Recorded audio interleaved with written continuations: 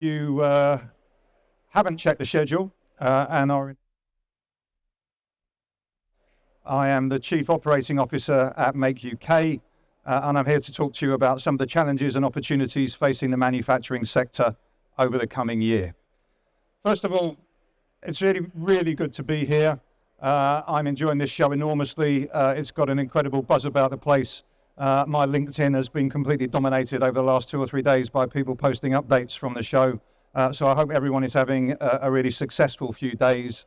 And it's really good from a manufacturing perspective to be at a show like this and to see it so full and to get such a dynamic and exciting atmosphere. So thank you for making that happen. And it's also great to be back in Farnborough. Farnborough has a rich manufacturing history and pedigree. It's a place I used to spend a lot of time in a previous part of my career. And it's one of the places where you can really celebrate the great strength and tradition of British manufacturing, and in particular today, manufacturing across the south of England. So first of all, before we get into the rest of the speech, who am I? It's slightly existential for this time of the day, but I'll try and make it a little bit more relevant. And hopefully, why are you here and what we're going to cover.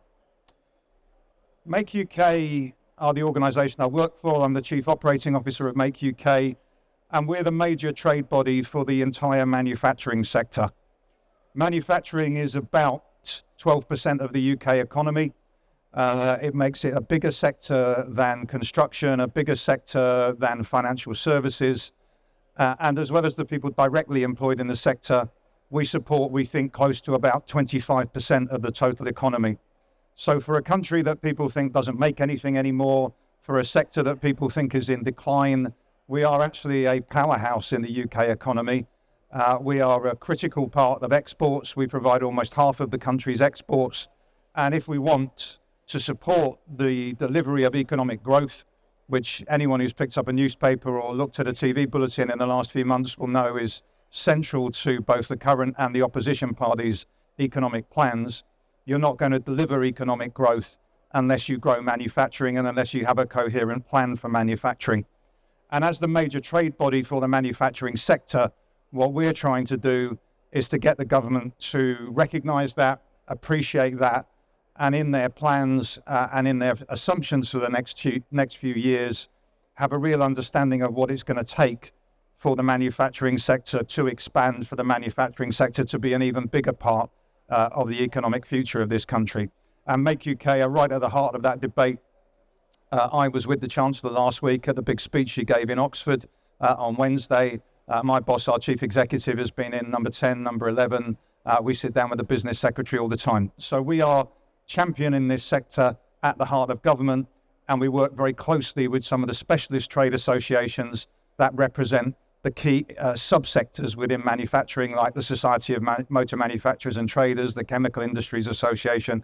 We work very closely with them, and we're the umbrella organisation that spans the entirety of manufacturing.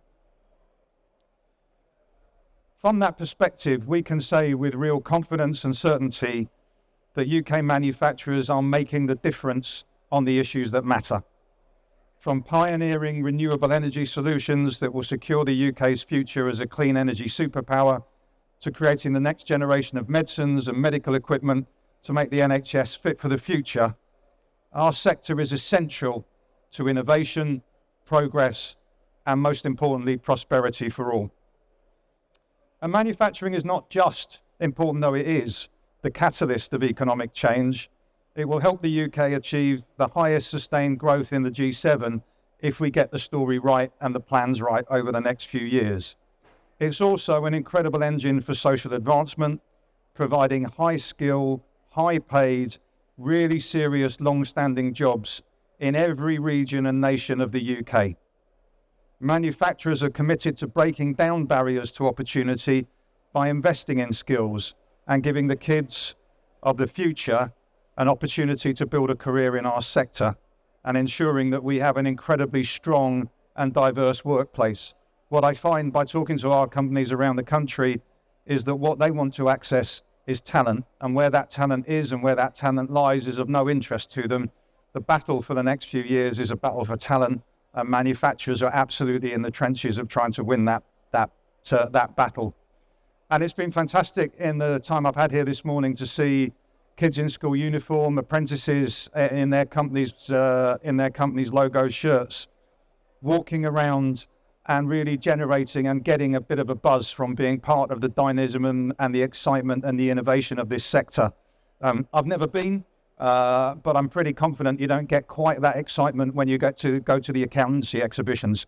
And I think what we need to do is to make sure that young people really see that and feel that and harness that. And that's why events like today have many benefits, but one of them is getting a degree of enthusiasm and energy into the next generation of manufacturers.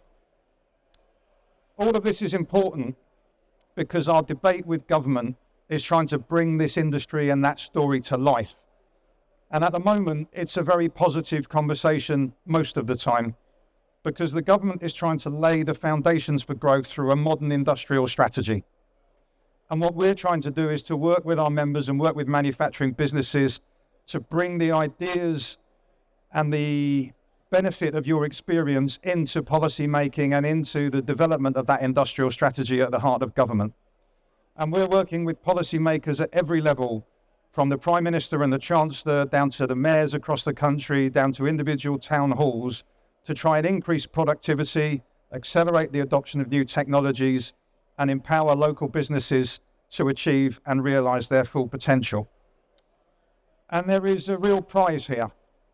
One of the core ambitions that Make UK have in the big conversations we're having is about seeing if we can get the government to embrace a plan to grow manufacturing from that 10 or 12% of GDP that I mentioned earlier to 15%.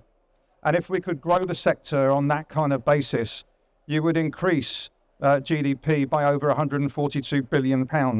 That would produce a huge influx of money into the exchequer to fund public services, and it would also drive a substantial uplift in both domestic and foreign investment. And that's a huge ambition, and as we look forward to the year ahead, we're already well into it now, but as we look forward to the next 10, 11 months, I can't pretend that despite some of those positive messages, there aren't some real challenges on the horizon. Make UK's flagship executive survey showed that 92% of manufacturers expect the costs of employing people are going to rise substantially. 51%, over half of manufacturers expect their biggest challenge this year to be the high cost of energy, and over a quarter of manufacturers, almost a third, are going to decrease their investment plans because of the budget that took place last autumn. And sadly, 79% of our members believe that they have no choice but to pass many of those costs on to their customers and are not incredibly confident that their customers will be able to bear those increased costs. So we are very conscious of the real challenges that manufacturers, our members, you in this audience are facing, and we're articulating them very loudly and very powerfully to government. But it's also important to balance out those challenges with quite a profound sense of optimism. And one of the joys of this job is that manufacturers and engineers, by and large, are very optimistic people. And that means that whatever the problem, they will see and find a way through it, and they will see and find a solution for it. And the same survey that I talked about shows that over 60% of manufacturers believe that the opportunities for the year outweigh the risks and challenges, and half of our manufacturers believe that the country will still be a highly competitive location for our industry over the course of the year. So the challenges are significant, we don't downplay them, and we articulate them at the very, very top of government. But it's also really important to note that the other thing we hear from you and our members in the industry more widely is that there is a belief that we're going to get through them, and there will still be some really serious grounds for optimism this year. And as a result of that, we are trying to encourage both government and the industry to think about the year ahead as one of having opportunities, albeit with some significant challenges to overcome. And what we're very focused on with government is how the industrial strategy might start to embrace and provide the catalyst for those opportunities to be grasped.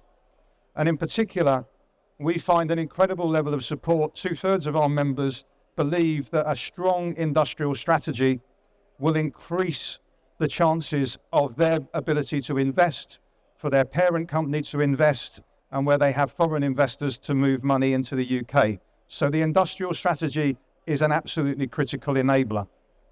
And what we want to do is to ensure that the industrial strategy works for manufacturers. And in doing so, our challenge to government is that, having talked about this for a long time, having committed to it, with it being one of the key things that the Chancellor announced in her very first speech, we now need to see over the next few weeks and months substantially more flesh on the bones, especially around the key driver and enabler of skills. So I think that where we focus our attention over the next few months is going to be how we can take some very laudable aims, how we can take a government that wants to grow and drive and work with manufacturers, how we've now put engineering and manufacturing right back at the heart of the economic debate, a place that for a long time it was missing from, and how we can then take that positivity, how we can take that enthusiasm, how we can take that commitment and turn it into something really, really tangible. And that big starting point for us is going to be skills. We know that 2/3 of our members have told us that skills has been a substantial issue inhibiting growth for over 10 years. We know that 2/3 of the vacancies in our sector take more than 3 months to fill. And we know that since the previous government launched the apprenticeship levy almost 10 years ago, apprenticeships in manufacturing and engineering have reduced by over 40%. So we have an aging workforce in our sector. We have, like many other sectors, a workforce that post-COVID didn't come back to work and wanted to find new opportunities outside of the industrial workplace. And we also have a problem, which is that not enough young people are coming into our industry at the start of their careers. So when we talk about the industrial strategy and we talk about how we achieve that step from 10% to 15% of the economy, the biggest issue we are focused on is going to be skills. And the biggest challenge we face is getting the government to change skills policy as a core part of that industrial strategy so that we can open the floodgates. And the second really big priority for the year is going to be around energy costs. We were delighted to see that the government announced last night that they're going to accelerate the plan for small modular reactors. There are two benefits for our industry in that. Firstly, we want to become the country that has become the pioneering success for small modular reactors, a technology with incredible adoption capability around the world. And if we can deliver that and make a success of that, British technology can be exported around the world. It will also have a fundamental impact on the reduction in energy prices, because the second big issue for us, as I mentioned earlier, after skills, is having a lower energy price. And we know back to the Industrial Revolution and beyond, big leap forwards in technology, big leap forwards in digital adoption, big transformational moments happen when you have access to cheap energy, and energy is not cheap in the UK at the moment. So we have a series of opportunities, we have a series of immediate challenges, but what we will continue to be focused on is growing the manufacturing industry, making it an even bigger success story within the UK economy. And over the next few months, our plan is to help deliver a groundbreaking industrial strategy with skills and energy at its heart. Thank you very much for your time today. Very happy to take questions. Thank you, Ben, for giving us that commentary. Do I have some questions? Thank you. Yeah, I think you're absolutely right about skills and energy, because we pay the most for energy globally, I think, out of everyone. So those two are really important. But what about, is there a third pillar, thinking about how we adopt AI as businesses in the UK? Because I feel like they're talking about it in America, but I feel like in the UK, we think it's ChatGPT, and there's a lot more to it than that. I think I would go beyond AI and talk about the whole element of digital adoption, technological adoption, and so on. It's a stat that I don't say with any great joy. It's one of those things that I think is a real indicator of where we are. But Italy has adopted, and it's a comparable industrial European developed nation to ours, a slightly smaller manufacturing base, but a very highly skilled one. Italy has adopted 7 times as many robots over the last 10 years as we have in the UK.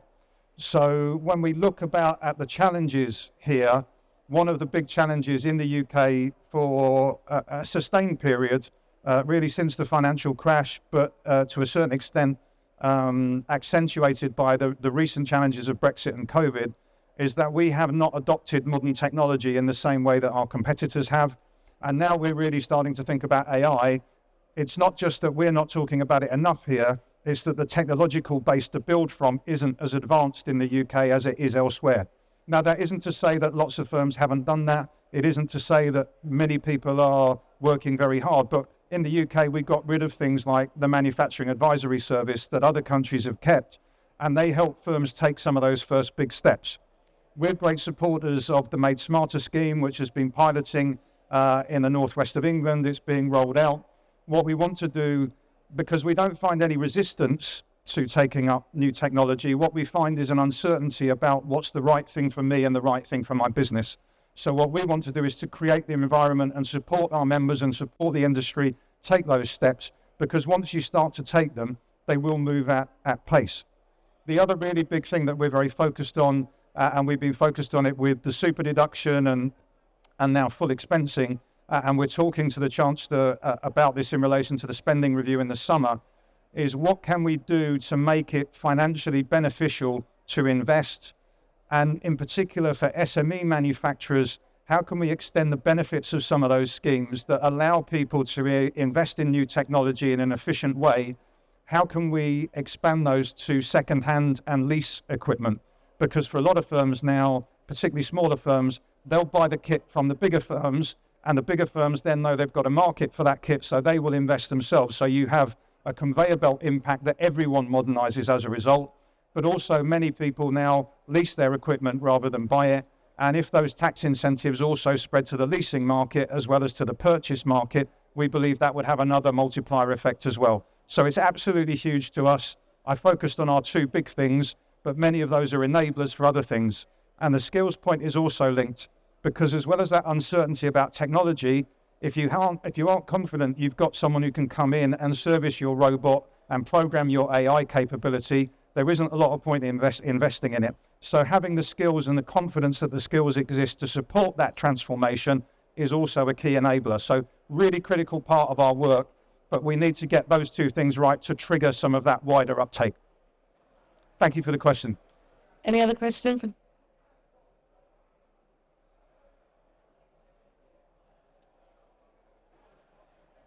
Hey, thanks very much for the chat and the speech there. Much appreciated. I was interested, you talked about kind of the winning the battle for talent, and I just wanted a few more thoughts and a few more ideas around that, because presumably it can't just be money. It can't just be a financial kind of push that comes to drive and help you win that battle. I think it's multifaceted. This very much comes down to whether you're a pint glass half full or a pint glass half empty kind of person. But I joined Make UK just under 8 years ago, and almost as soon as I joined, we did a what's called a perception survey, and we got a lot of coverage for it. And the perception of manufacturing at that point we were the 9th biggest manufacturing country in the world, and the public perception was that we were about 57th. Which put us on a par at the time with Kazakhstan. A great country, I'm sure, but I think we feel we're slightly above them in manufacturing capability. And in terms of parental expectations, some really worrying figures about the perception that it was a dangerous industry, that it was a dirty industry, in particular for parents of young women and girls, not an industry that people had confidence encouraging their children to go into. We did that survey again a couple of years ago, and this is the half full, half empty.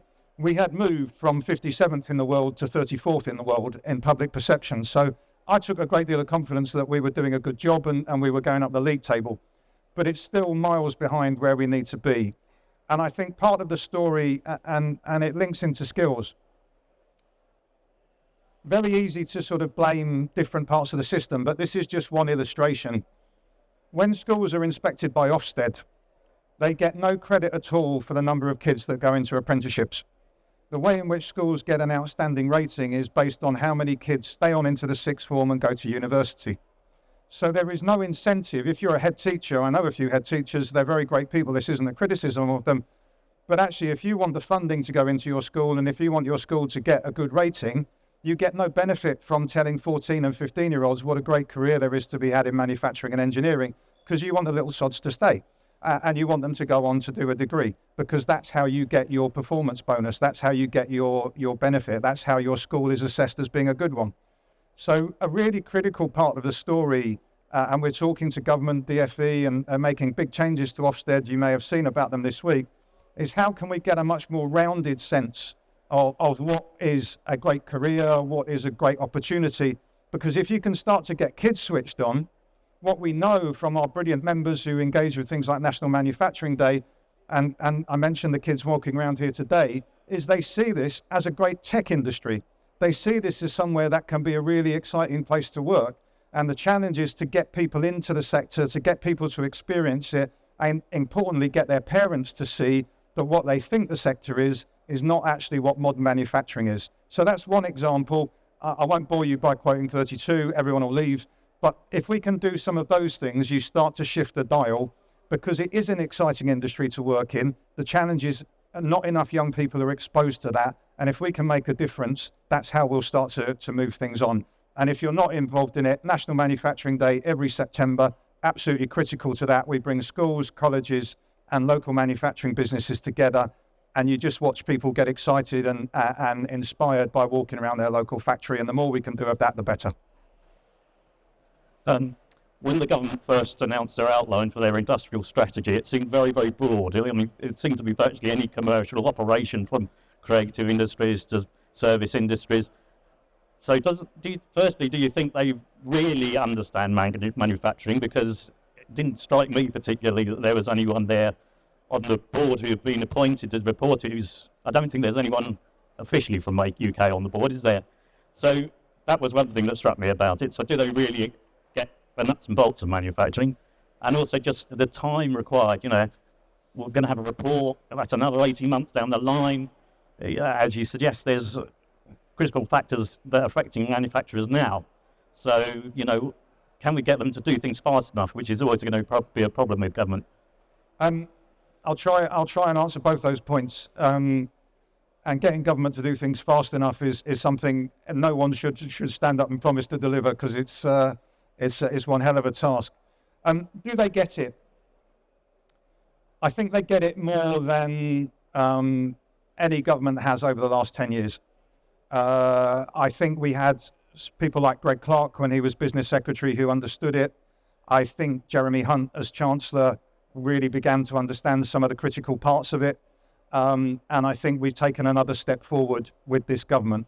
So do they get it completely? Could we do more? Could we improve? Absolutely.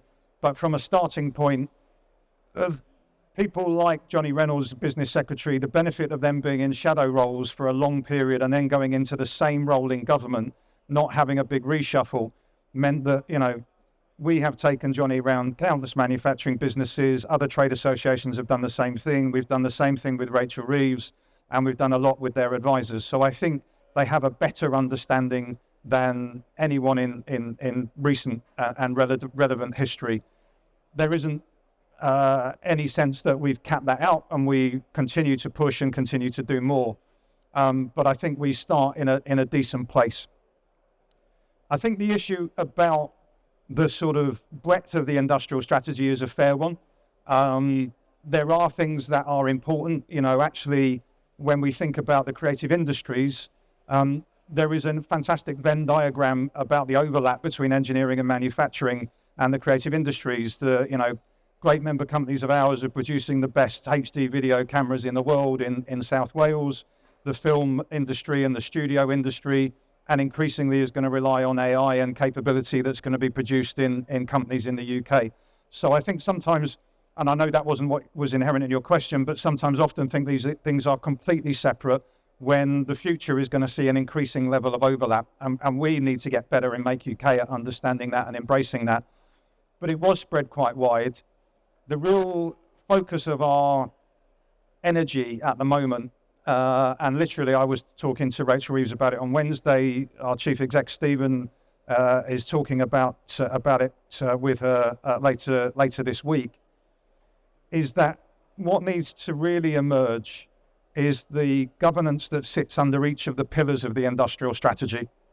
And what we're very much hoping is that there will be an advanced manufacturing element of all of that that brings more of that skill and input and capability and, being blunt, credibility into driving it forward. And that links back to the pace point, which is we can't spend another year developing the governance and architecture for that, and we can't spend an 18-month period appointing someone to sit on that. There is clearly a challenge, which is government is finding it difficult to do things until it's concluded its comprehensive spending review. And that won't happen for anyone who doesn't follow this incredibly turgid stuff as closely as I do, but that won't happen until the middle of June.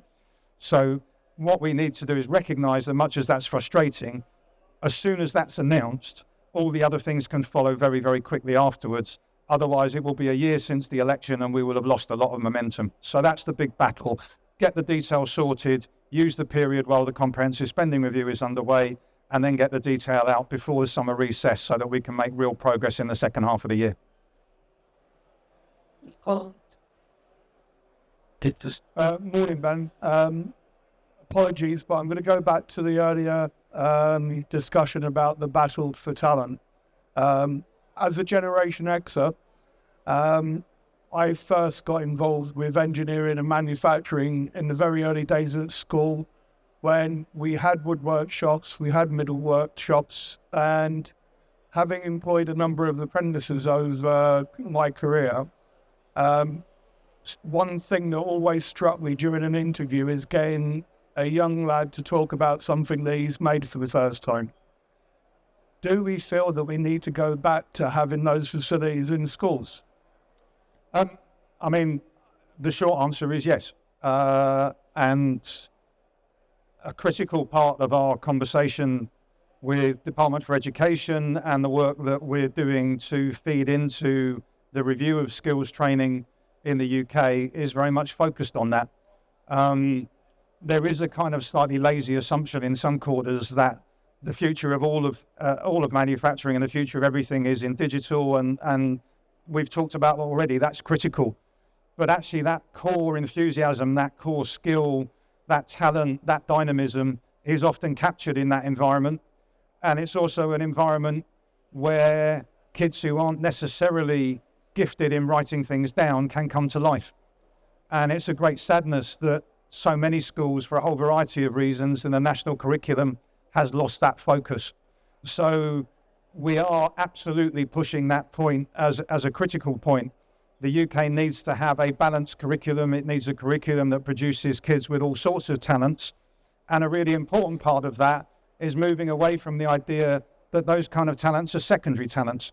They're different talents. They're vitally important talents. You can be intellectually gifted in different ways. Some of that is the ability to write fantastically and do brilliant analysis. And some of that is about being mathematically brilliant, and some of that's about how you can create things and build things and make things with your hands. They're all equally important, and part of our conversation with government is getting that recognition into the curriculum.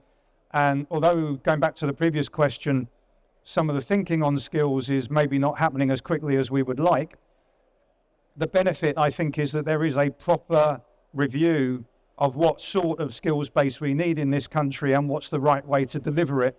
And whilst we would like them to go faster, because we think the answer is quite obvious, at least they're doing it properly.